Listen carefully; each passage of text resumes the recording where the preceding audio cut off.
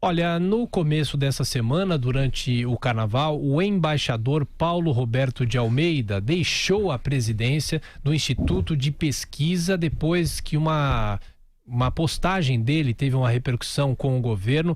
Ele replicou textos críticos à condução da política externa pelo atual chanceler Ernesto Araújo, assinados pelo ex-presidente Fernando Henrique Cardoso e pelo ex-ministro Rubens Recupero. O embaixador Paulo Roberto de Almeida gentilmente atende a Jovem Pan agora. Embaixador, bom dia. Muito obrigado pela atenção. Bom dia, Tiago. Como vai você? Tudo bem. Embaixador, de que maneira o senhor recebe essa demissão?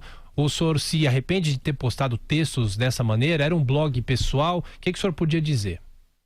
Veja, eu há muitos anos mantenho esse blog que se chama Diplomatizando com 2 Es, que comporta uma série de materiais pessoais, ou seja, textos que eu mesmo escrevo sobre temas de relações internacionais, de política econômica, mas também muitos textos de terceiros. Entre esses textos terceiros são notícias de jornal, relatórios, etc.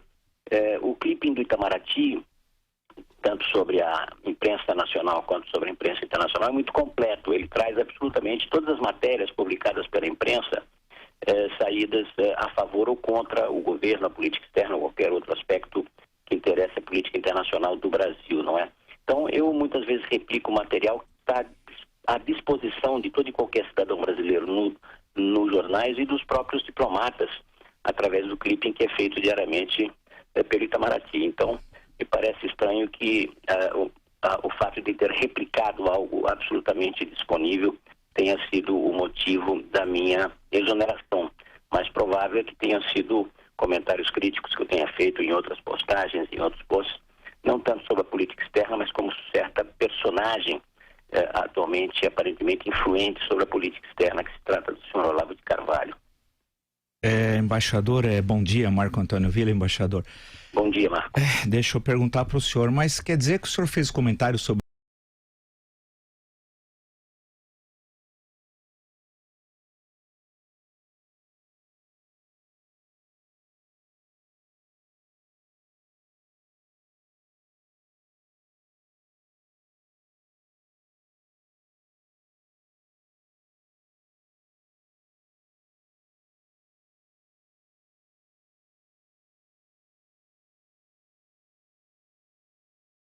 numa mudança de governo, mas por que fazer isso numa segunda-feira de carnaval pela manhã e não esperar a quarta-feira de cinzas, não é? Atrapalhou o carnaval de muita gente, inclusive dos jornalistas que tiveram que se ocupar de uma matéria que não tem respeito às feriados de carnaval.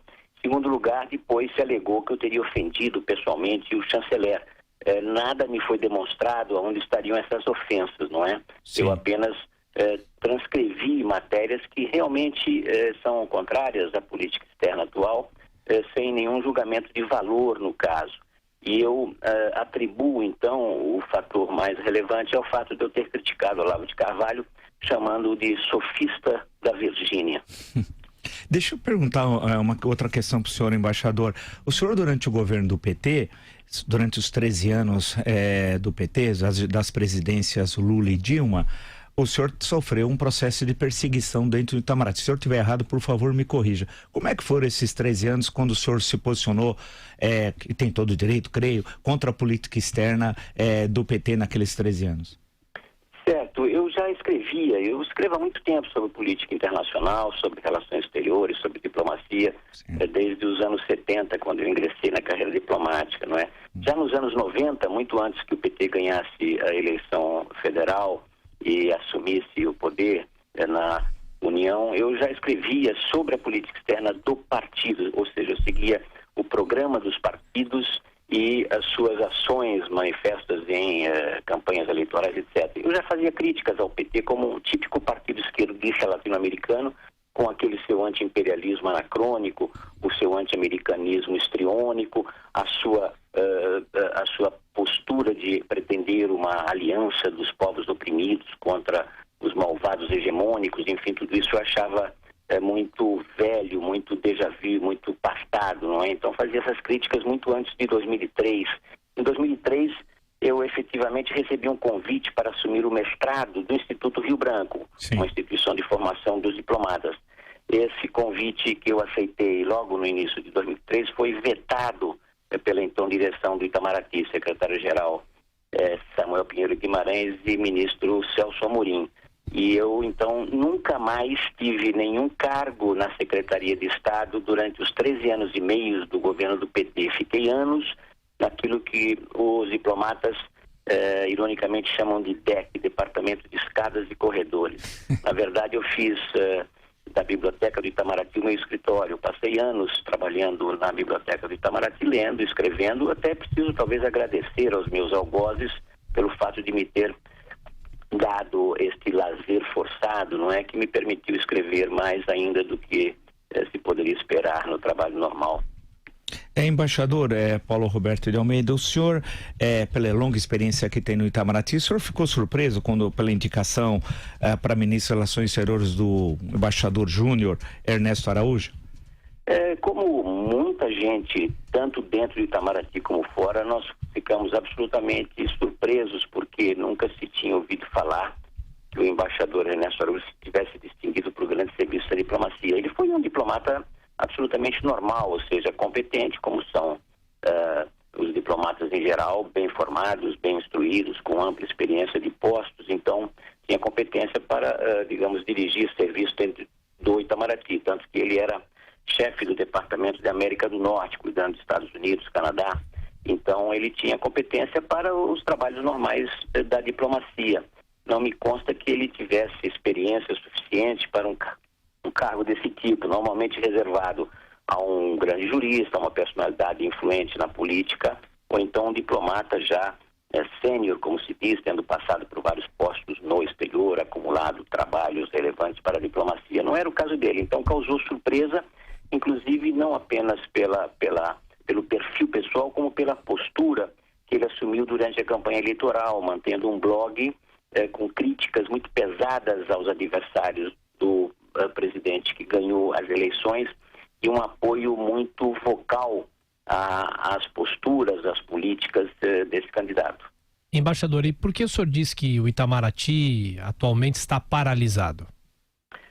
Bem, isso é resultante de dois fatores que também são inéditos na história do Itamaraty. Em primeiro lugar, uma quebra de hierarquia, né? Os militares chamam isso de coronéis mandando em generais, ou seja, todas as secretarias, que são os órgãos de assessoramento direto do secretário-geral, do ministro do Estado, são dirigidas por ministros de segunda classe, ou seja, um grau abaixo do ministro de primeira classe, usualmente chamados de embaixadores. Então, todos os embaixadores mais experientes que dirigiam as antigas subsecretarias gerais, eram 9 até 31 de dezembro, foram colocados à disposição, foram exonerados dos seus cargos e foram substituídos por ministros de segunda classe, ou seja, pessoas mais jovens que ainda não galgaram o último escalão da carreira.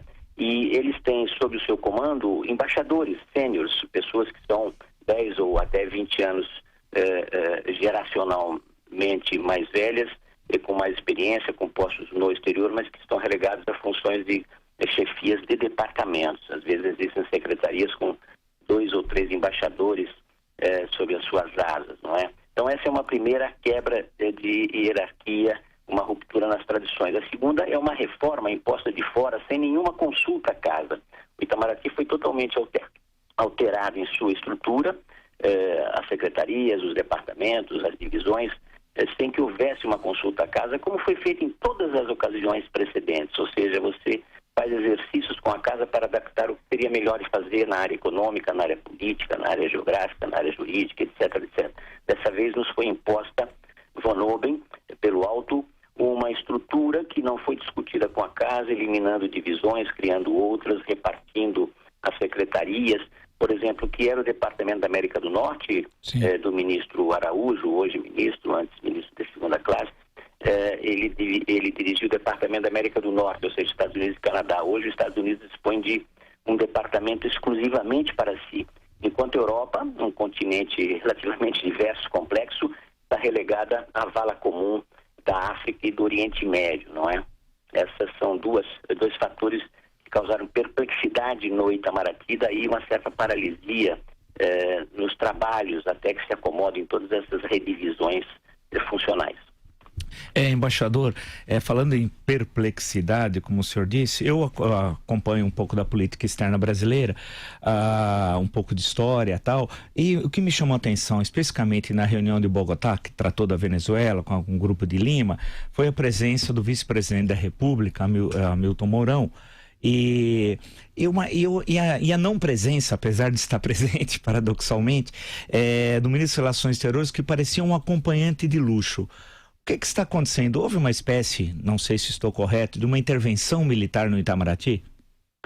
Provavelmente. Veja, eu não diria apenas a presença do vice-presidente. Ele foi o chefe da delegação, ele foi o representante exclusivo do Brasil para a definição de políticas do Brasil em relação ao Grupo de Lima, em relação à crise da Venezuela. Desde janeiro, quando se manifestaram alguns episódios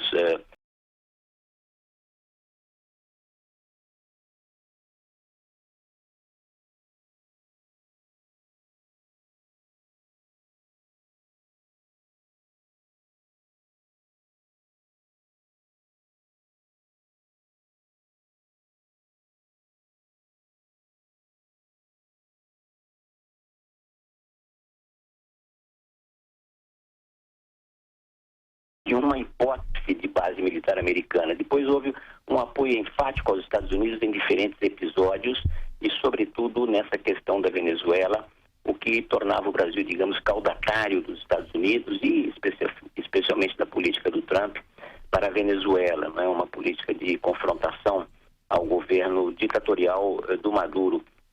Então, os militares atuaram fazendo uma espécie de cordão sanitário em volta do Itamaraty ou em volta do chanceler, para controlar esses arroubos pró-americanos que são muito destoantes da nossa política externa, que sempre foi de autonomia, não é?